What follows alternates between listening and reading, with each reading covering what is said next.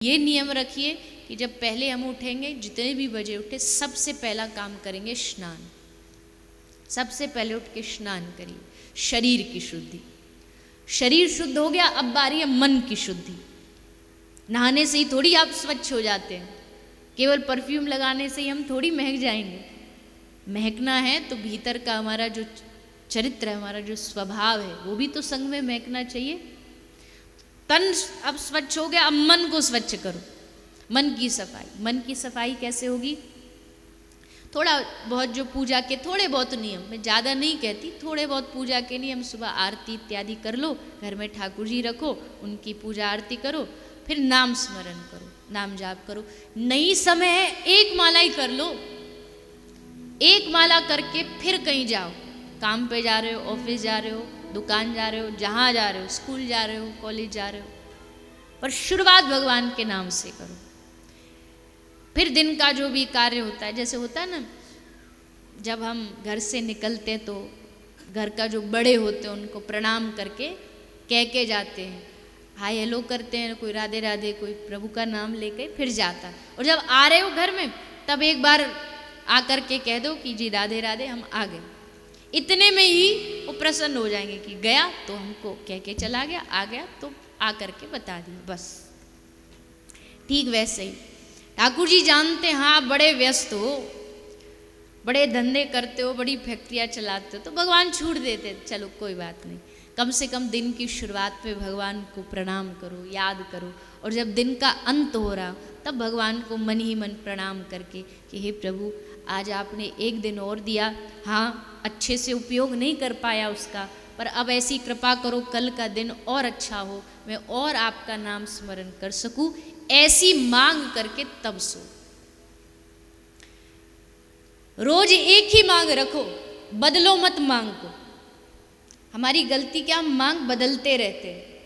आज मांग हुई पैसे की, कल मांग हुई इज्जत की, ये मांग बदलती रहती है, तो भगवान भी अनसुना कर देते। इसका तो रोज का काम है, ये तो करता ही रहता है। जैसे बच्चे का स्वभाव माँ बाप पढ़ लेते, ये तो इसका रोज का काम है। आज कहेगा साइकिल दिला दो, कल कहेगा गाड़ी दिला दो, परसों कहेगा ये दिला दो।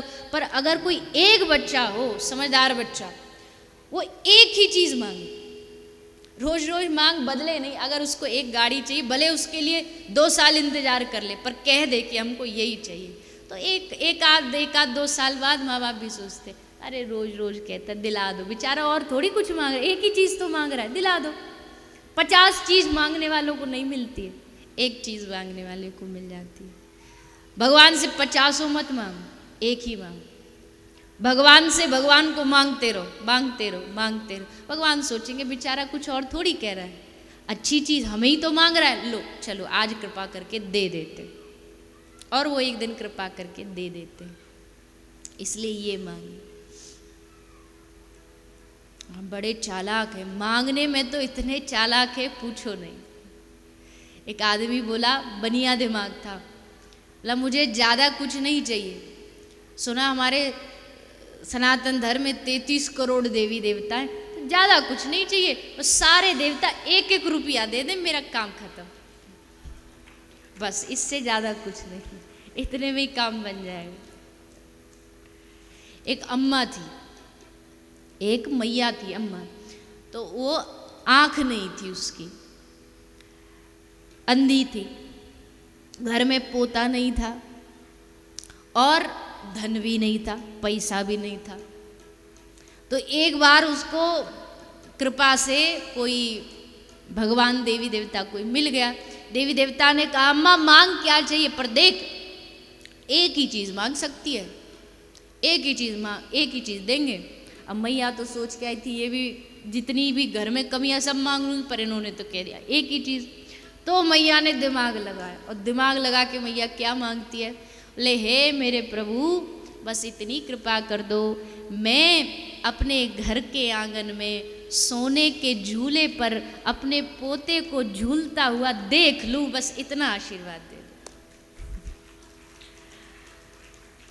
देवता जो भी थे उनकी भी खोपड़ी घूम गई कि वाह मैया क्या दिमाग लगाया है, एक तीर से दुनिया 2 निशान मारती है, इसने 3 मारे हैं। आंख भी मांग ली कि देख लूं, पोता भी हो गया, सोने की झूले पे मतलब पैसा भी खूब होगा जो सोने का झूला है, तो तीनों काम एक ही बार में। ये है कलयुगी आदमी। भगवान तक को भी ठगने से हम चूकते नहीं है। पर सच्चा भक्त कौन? जिसको जा न चाहिए अब कछु ही, तुम संग सहज स्नेह है, जिसको और कुछ नहीं बस भगवान के प्रति सहज स्नेह है, ये मांगे तो उसकी मांग सार्थक है। तो रोज यही मांगिए, सुबह उठ के पूजा करिए, शाम को करिए, बीच में जो आपका समय थोड़ा घर की परिवार की जिम्मेदारियां भी निभाते रहिए, साथ में भगवान का नाम स्मरण भी करते रहिए। जो लोग सोचते हैं ना भगवान गृहस्थियों को नहीं मिलते, बिल्कुल नहीं। कहते साधु वैरागी इतना भजन करेगा, इतना सारा भजन करेगा, तब भगवान सोचेंगे इतना सा किया।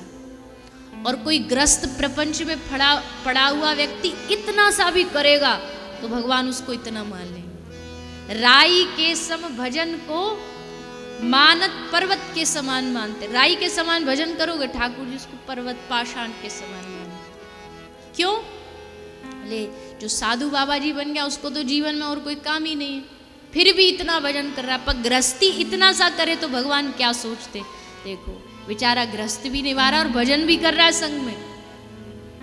भगवान सोचते इस पर तो अब कृपा करनी पड़ेगी।